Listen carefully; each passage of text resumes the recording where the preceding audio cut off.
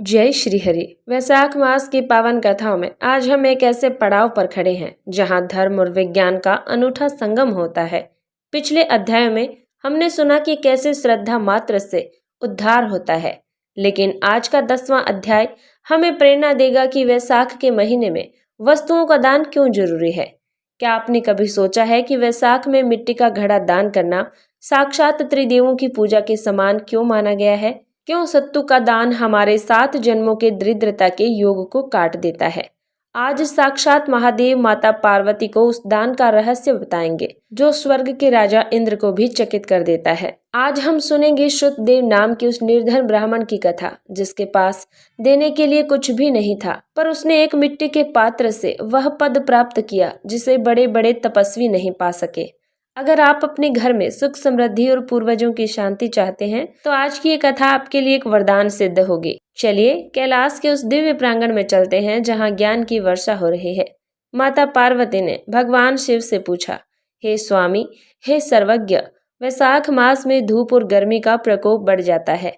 ऐसे में जीवों को शारीरिक और मानसिक शांति देने वाला सबसे श्रेष्ठ दान कौन सा है? शास्त्रों में घड़े और सत्तू के दान की इतनी महिमा क्यों है? कृपा कर मुझे इसका मर्म समझाएं।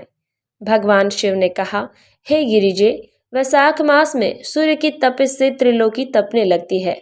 इस समय जो मनुष्य दूसरों को शीतलता प्रदान करता है वही मेरा प्रिय भक्त है। वैशाख में सत्तू और जल से भरे घड़े का दान करने वाला मनुष्य साक्षात विष्णु स्वरूप हो जाता है। इस विषय में मिथिला के एक अत्यंत सरल ब्राह्मण श्रुतदेव का इतिहास सुनो, जो दान की शक्ति का जीवंत उदाहरण है। मिथिला नगरी में श्रुतदेव नाम के एक ब्राह्मण रहा करते थे। वे वेदों के ज्ञाता थे, किंतु बहुत ही निर्धन थे। उनके पास न तो सुवर्ण था और न ही भूमि। वे रोज भिक्षा मांगकर अपना और अपनी पत्नी का पेट पालते थे। वैशाख का महीना आया, भीषण गर्मी थी। श्रुतदेव ने सोचा, मेरे पास दान देने को कुछ भी नहीं है, पर क्या मैं इस मास का पुण्य नहीं पा सकता? उन्होंने अपनी पत्नी से विचार किया और तय किया कि वे चाहे खुद भूखे रहें, पर वैशाख के धर्म का पालन करेंगे।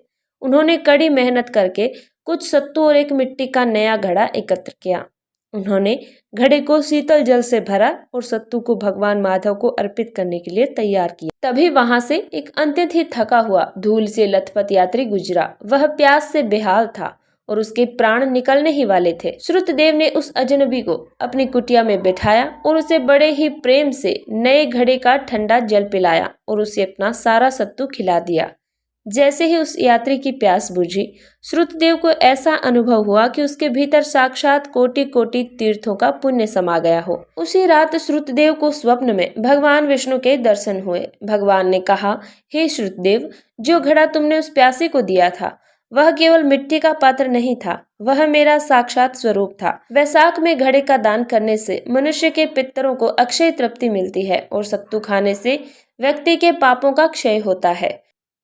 भगवान शिव कहते हैं, हे पार्वती, जो व्यक्ति वैशाख में जल से भरा पात्र दान करता है उसे उतने ही वर्षों तक स्वर्ग में सुख मिलता है जितने उस पात्र में जल के कण होते हैं। जो सत्तू दान करता है वह मृत्यु के पश्चात सूर्य मंडल को भेद कर मोक्ष पाता है।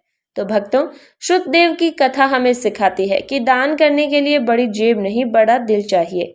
एक मिट्टी का घड़ा जिसकी कीमत आज के समय में बहुत कम हो सकती है, लेकिन वैशाख की तपती दोपहर में वही घड़ा जीवन दान बन जाता है। शास्त्रों में घड़े के ऊपरी भाग को शिव, मध्य को विष्णु और निचले भाग को ब्रह्मा का वास माना गया है। इसलिए वैशाख में घड़ा दान करना साक्षात ईश्वर की सेवा है। अगर आप भी अपने जीवन में चल रही आर्थिक तंगी या पितृदोष से परेशान हैं, तो इस वैशाख के महीने में ये छोटा सा प्रयोग जरूर करें। किसी मंदिर या किसी प्यासे को एक मिट्टी का घड़ा भेंट करें। आज अपनी रसोई से थोड़ा सत्तू या गुड़ निकालकर किसी जरूरतमंद को खिलाएं। अगर पास में कुछ ना हो तो पक्षियों के लिए पानी रखें। तो भक्तों, कमेंट में जय माधव का जयकारा लगाएं। इस वीडियो को अपने ग्रुप में साझा करें ताकि हर घर में वैशाख का पुण्य पहुंच सके। आपकी श्रद्धा ही आपकी सबसे बड़ी शक्ति है। मिलते हैं 11वें अध्याय के साथ। जय श्री हरि।